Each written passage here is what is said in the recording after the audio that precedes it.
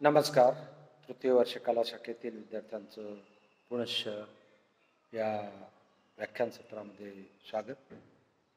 मित्रो, आपण आजच्या या व्याख्यान सत्रामध्ये कलात्मक अनुभवाची सामाजिकता आणि साहित्यातील सामाजिकतेला वैश्विक स्वरूप प्राप्त होते काय, हे दोन मुद्दे एकत्रच बघणार आहोत, कारण दोघांचा एकमेकांशी संबंध आहे. आता पहिला प्रश्न असा आहे की कलात्मक अनुभव म्हणजे काय. तर कलात्मक अनुभव म्हणजे व्यावहारिक आम्ही जे अनुभव घेतो त्याच्यापेक्षा वेगळा असतो. त्याच्यावर प्रतिभेचं लेखकाच्या संस्करण झालेलं असतं आणि मग जो अनुभव तो लेखक प्रकट करतो तो कलात्मक अनुभव. हा अनुभव अलौकिक आहे असं म्हटलं जातं. लौकिक अनुभवामध्ये काय असतंय? उपयोग, कोणत्याही गोष्टीचा उपयोग आणि कृतिशीलता असते. बरोबर आहे. काल मागं सांगितलं तुम्हाला की साप दिसला की आपण कृती करतो, पण हाच साप सिनेमात किंवा कथा कादंबऱ्यात दिसला तर आपण घाबरत नाही वगैरे वगैरे. तर लौकिक अनुभव हा स्थलकाल सापेक्ष असतो. बरोबर आहे. लौकिक अनुभव हा स्थल काल सापेक्ष असतो.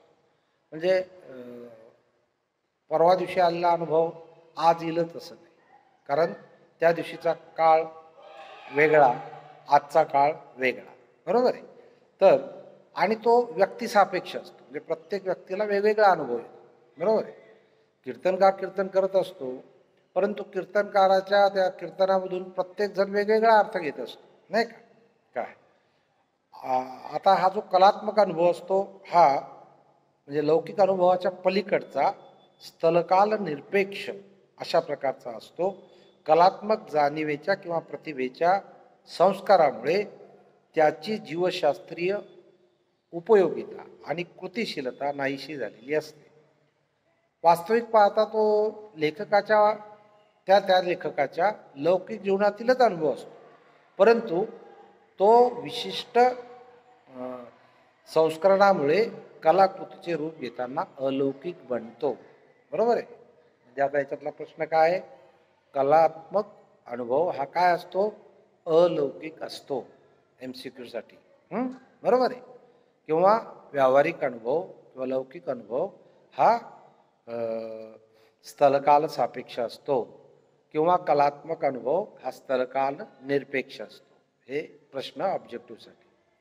आता मी वर सांगितल्याप्रमाणे लेखक म्हटल्या जाणाऱ्या त्या एका व्यक्तीचा तो जीवनानुभव असतो. कलात्मक पुनर्रचना झालेला किंवा झालेले अनुभव लेखकाने अंतिमता कुठून घेतलेले असतात? तर ते समाज जीवनातूनच गोळा केलेले असतात. त्यामुळे आपोआपच त्याच्यात सामाजिकता येते. बरोबर आहे की नाही? आणि लेखक त्याला जे जाणवलं, जे काय अमूर्त असतं, म्हणजे ती येते आणि जाते, जाताना ती कळ्या आणते,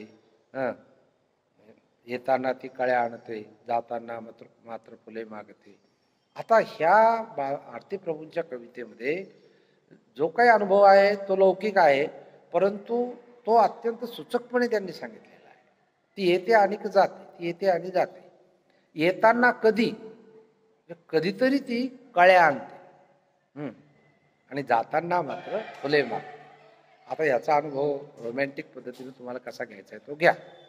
तर ते जे काही मूर्तीकरण आहे ते त्याच्यासाठी लेखक ते जे काही अमूर्त आहे ते लेखकाला दिसलेलं आहे.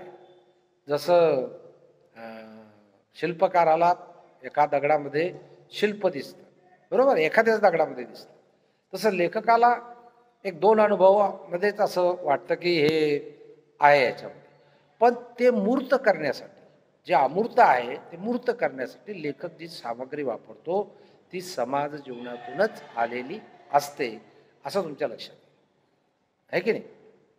तर म्हणजे बालकवींची कविता औदुंबर सारखी ही त्याच्या जीवन पद्धतीनंच दिलेली त्यांना सामग्री आहे.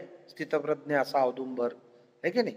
किंवा भारत आंबे यांच्या मृत्यूसमयी त्यांनी केलेल्या ज्या कविता आहेत त्यातली एक नववधू, लाजते पुढे सरकते मागे फिरते वगैरे, हे जे काही मृत्यू समयावर ते शय्येवर पडलेले असताना आणि आता मृत्यू होणार आहे अशा वेळेला त्यांनी केलेलं काव्य हे सुद्धा भारतीय याच्यापर आहे, महाप्रस्थानपर कविता ज्या म्हणतात त्या. तेव्हा लेखकाला जे सत्य जाणवतं त्याच्या आविष्कारासाठी खास त्याच्या असलेल्या जीवन पद्धतीचाच, संकल्पनांचाच तो वापर करत असतो. आणि म्हणूनच असं म्हटलं जातं की हरिभाऊची कादंबरी नुसती मराठी नाही तर सदाशिव पेटी आहे. त्याचं कारण हेच आहे. त्यामुळे आनंद यादव, बहिणाबाई यांचं भावविश्व हे ग्रामीण आहे आपण असं म्हणतो, त्याचं कारण हेच आहे. पण आता ही जर आपण एक बाजू मान्य केली कलात्मक अनुभवाची, तर दुसऱ्या बाजूला हे लेखन वैश्विक होते असं कसं म्हणता येईल? साहित्यातला अनुभव हा जर पूर्णपणे सामाजिक आहे, समाजातूनच तो येतो, सामाजिकतेशिवाय त्याला काही अर्थ राहत नाही किंवा त्याच्याशिवाय पर्यायच नसतो. बघा, जे टार्झनची गोष्ट आहे, टार्झन नावाचा एक मुलगा जंगलात चुकून मागे राहतो आणि त्याला भाषा येत नाही वगैरे वगैरे वगैरे. तर आता हा सामाजिक अनुभव त्याला नाहीच आहे, कारण तो माणसात राहिलेलाच नाही. परंतु लेखक माणसात असतो, त्यामुळं समाजाचा अपरिहार्य परिणाम त्याच्या जीवन पद्धतीवर सुद्धा समाजाचा परिणाम हा होतच असतो. बरोबर आहे. आपण म्हणत नाही का लोक काय म्हणतील? बरेचदा आपण म्हणतो ना, काही घरामध्ये काही झालं तर लोक काय म्हणतील, असं जर आपण वागलो तर, किंवा तू वागला तर, तू वागली तर, असा जो भाग आहे तो. पण आता याला वैश्विक स्वरूप कसं प्राप्त होतं? कारण वैश्विक स्वरूप प्राप्त झाल्याशिवाय ते लेखन सगळ्या विश्वाला, सर्वांना आवाहन करू शकत नाही. मग ते एका विशिष्ट सामाजिकतेच्या मर्यादा सांभाळणारे एक देशीय किंवा एक समाजीय असेल तर त्याचं आवाहन वैश्विक स्वरूपाचं कसं होऊ शकेल? पण आता याच्या उलट आपल्याला दिसतं की आपले Dnyaneshwar, Kalidas, Shakespeare, Tolstoy, maxim Gorky हे त्या समाजाच्या बाहेरच्या लोकांनाही, जगभर कितीतरी लोकांना आपले वाटलेले आहेत. याचं उत्तर असं की साहित्य कृतीतील सत्व वजा अमूर्त घटक हा विश्वात्मक होऊ शकतो. सत्व वजा म्हणजे काय? तर समाज जीवनातलं जे काही तो घेतो त्याचं, कारण अंतिमतः माणूस सगळीकडे एक आहे. प्रत्येकाला 2 डोळे, 2 कान आहेत, एक तोंड आहे, 2 हात आहेत, 2 पाय आहेत, मन आहे, हृदय आहे, बुद्धी आहे. या सगळ्या गोष्टी सगळीकडे सारख्या आहेत. त्यामुळे तो जो कोणी लेखक असतो तो मानवी मन आणि त्याचे जे व्यवहार आहेत त्या अनाकलनीय भासणाऱ्या अज्ञात संबंधाच्या अनेकविध शक्यतांचा शोध घेत असतो. हा त्यातला तात्विक भाग म्हणता येईल. टॉलस्टॉयची कादंबरी असेल किंवा दुसरं एक नाटक आहे ज्याचा प्रभाव आपल्या मराठी नाटकावर आहे, की 2 नवरा बायको असतात आणि दोघांमध्ये तो आजारी पडतो, ती त्याला बायकोला सांगत नाही आणि ती त्याला रागावते आणि जोर आणि दरवाजा उघडून निघून जाते. असं एक त्या नाटकाचं नाव आहे. मागच्या वर्षी मी तुम्हाला ते सांगितलं असेल त्या लेखकाचं नाटकाचं नाव. तर त्याचे पडसाद, त्या नाटकाचे पडसाद जगभर उमटत राहिले. नंतर जगभरचं नाटक बदललं की स्त्रीची बंडखोरी वगैरे वगैरे काय. तर हेच आपल्याला शाकुंतलबद्दल म्हणता येईल, टॉलस्टॉयच्या अना कॅरेनिनाबद्दल म्हणता येईल, की या सगळ्या गोष्टी भारतीय किंवा रशियन जीवन पद्धतीने सीमित झालेल्या आहेत. परंतु हे सगळं जगापर्यंत सुद्धा पोहोचू शकतं. साहित्य कृतीतील सत्वात्मक भागाचे मूर्तीकरण करताना येणाऱ्या तपशिलाकडे सामाजिकतेचे घटक येतात. ते लेखकाच्या समाज विश्वाचे असतात, पण ते मूळ साधन असतं. लक्षात घ्या, ते सहजपणे ओलांडले जाऊ शकतात.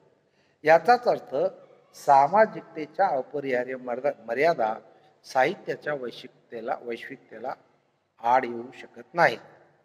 साहित्याचा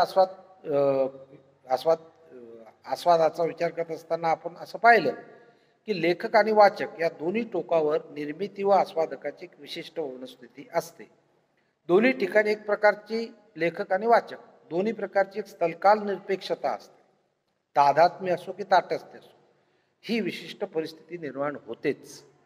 म्हणजे एखादा चित्रपट पाहताना आपण स्वतःला विसरून जातो 3 तास, जर तो आपल्याला आवडला तर. तसंच एखादी कादंबरी वाचत असताना होतं. म्हणजे एका नक्षलवाद्याचा जन्म ही कादंबरी वाचत असताना मी एवढा भारावून गेलो, कारण मी थँक्यू मिस्टर ग्लाड ही कादंबरी वाचली होती, जी नक्षलवाद्यावर होती. मी नक्षलवादी किती कठोर असतो हे मी शिकवलं होतं वर्गात सुद्धा, ती कादंबरी अभ्यासाला होती.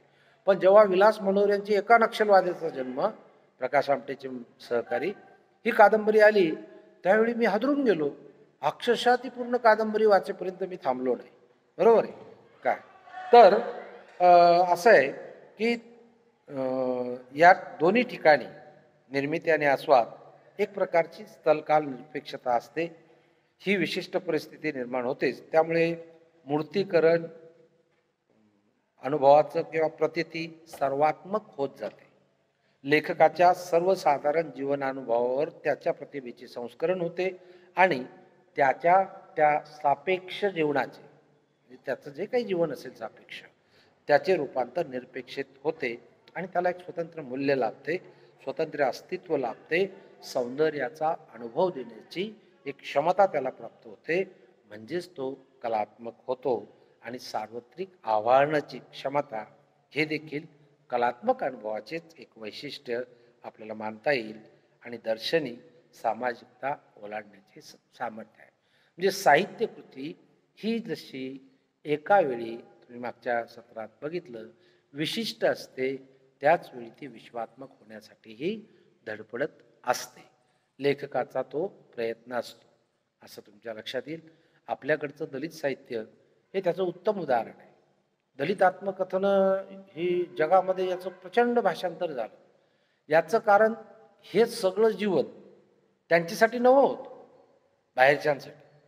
आपल्याकडच्या कथा कादंबऱ्या, मर्ढेकरांची कादंबरी वगैरे हे सगळं तिकडं आलेलं होतं. ते इंग्रजांच्या अनुकरणातूनच आपण घेतलेलं होतं.